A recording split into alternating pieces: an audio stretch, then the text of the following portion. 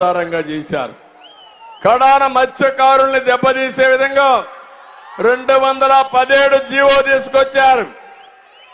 నేను వస్తాను, ఆ జీవో రద్దు చేస్తా, మీకు మత్స్యకారులకి మళ్లీ స్వేచ్ఛనిస్తా, చెరువులు కూడా మీకే అప్పచెప్తానని మరొక్కసారి మీ అందరికీ హామీ ఇస్తున్నా. ఈ ముఖ్యమంత్రి ఎట్లుంటాడంటే విచిత్రమైన వ్యక్తి. ఏం తమ్ముళ్ళు ఎప్పుడన్నా చూశారా ఇటువంటి? ఎప్పుడన్నా ఊహించారా మీరు? నేను అడుగుతున్నా మిమ్మల్ని అందరూ. నా లైఫ్ లో అయితే ఎంతో మంది ముఖ్యమంత్రులు చూశారు, కానీ ఇతను ఒక విచిత్రమైన మనిషి.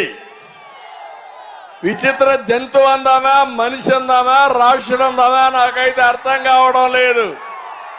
మీకేమైనా అర్థమైందా తమ్ముళ్ళు అని మిమ్మల్ని అడుగుతున్నా.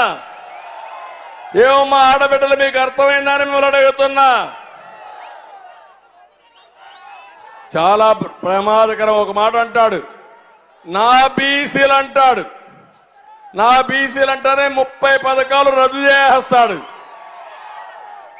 ఇంకో పక్క నా బీసీలు అంటేనే ఇక్కడే ఒక ఉదాహరణ. అమర్నాథ్ గౌడ్ అని ఒక కుర్రాడు, వాడు అక్కను వేధిస్తా ఉంటే, మా అక్కను వేధిస్తున్నావు మంచిది కాదని చెప్పాడు. చెప్తే ఏం చేశారు? రోడ్డు మీద పెట్రోల్ పోసి తగలబెట్టేశారు. మళ్ళా అంటాడు నా బీసీ అంటాడు. అంటే నీ బీసీని తగలబెట్టడానికా? ఇప్పుడు అతను 2 నెలలు కూడా జైల్లో ఉన్న బాధితులు 2 నెలల్లో బయట వచ్చారు. మళ్ళా బెదిరించే పరిస్థితికి వచ్చారు. నేను ఒకటే చెప్తున్నా, నేను వస్తానే ఇలాంటి వాళ్ళని మక్కలు ఎరగొట్టి ఇంటికే పరిమితం చేస్తా. అదే మారిగా బీసీలకు అడుగుతున్న ఒక్క కార్యక్రమం మీకు ఇచ్చాడా తమ్ముళ్ళు అని మిమ్మల్ని అడుగుతున్నా. ₹1 రుణం ఇచ్చాడా అని మిమ్మల్ని అడుగుతున్నా. ఇంకో పక్క నా ఎస్సీలు అంటాడు. నా ఎస్సీలని 27 కార్యక్రమాలు నేను ఇచ్చాను, 27 పథకాలు రద్దు చేశాడు.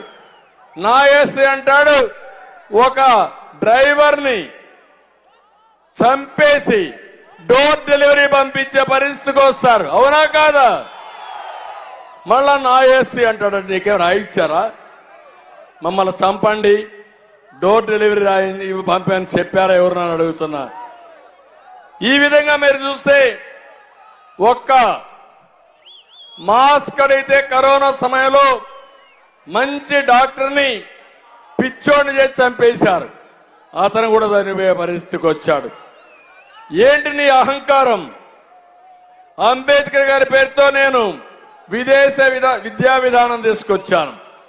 అంబేద్కర్ పేరు మార్చి జగన్మోహన్ రెడ్డి పేరు పెట్టుకొని అది కూడా అమలు చేయలే.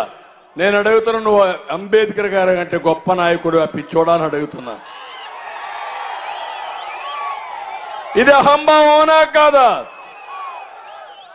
మీరు యాక్సెప్ట్ చేస్తారా? ఎస్సీలు గాని బీసీలు గాని బడుగు బలహీన వర్గాలు.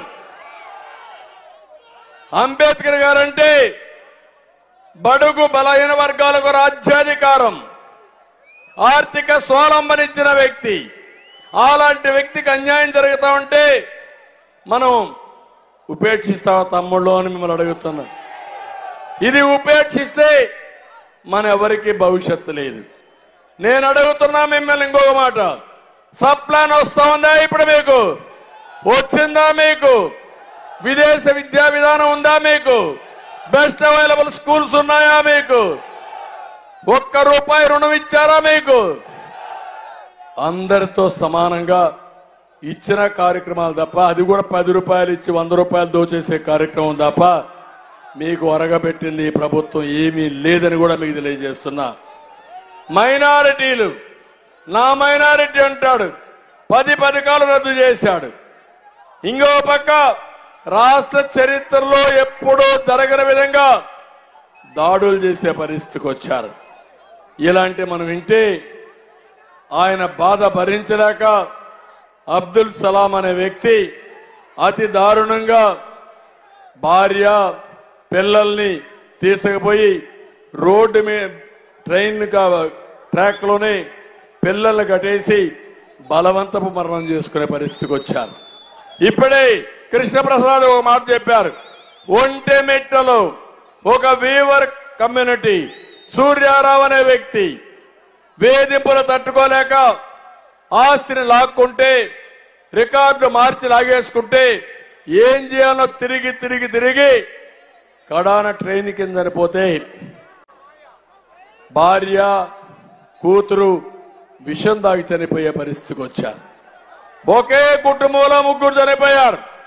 రేపు అందుకే నేను చెప్తున్నా, ఈయన చెప్పే మాటలకి ఈయన చేసే విషయాలకు పొంతన లేదు తమ్ముళ్ళు. అదే విషయం ఈ రోజు నేను చెప్తున్నా.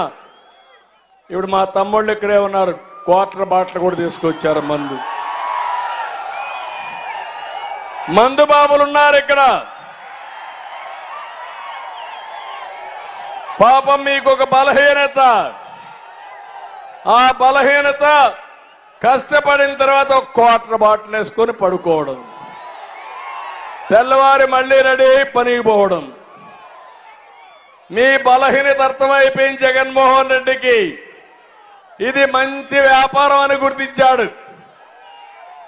అందుకనే మద్యపాన నిషేధం అని చెప్పాడా లేదా? రేట్లు పెంచాడా లేదా? నేనున్నప్పుడు 60 రూపాయలు క్వార్టర్ బాటిల్, ఇప్పుడు ఎంత తమ్ముళ్ళు? 200. అవునా కాదా? అది కూడా జే బ్రాండ్ అవునా కాదా? నాసిరకం అవునా కాదా? తమిళనాడులో ఉండే బ్రాండ్లకి ఉన్నాయా? ఇవన్నీ కూడా జగన్మోహన్ రెడ్డి సృష్టించినటువంటి బూమ్ బూమ్